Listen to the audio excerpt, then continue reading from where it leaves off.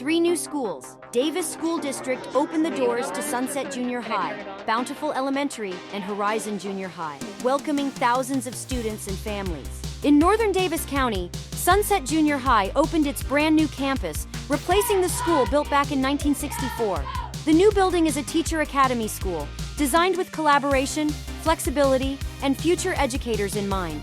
Each day, our students will walk through these portals, which symbolize the setting of the sun. May this beautiful building inspire them to think deeply, work hard, and leave each day a little wiser than they entered. In Bountiful, a brand new elementary replaces the original 1950 school, which was torn down for seismic safety.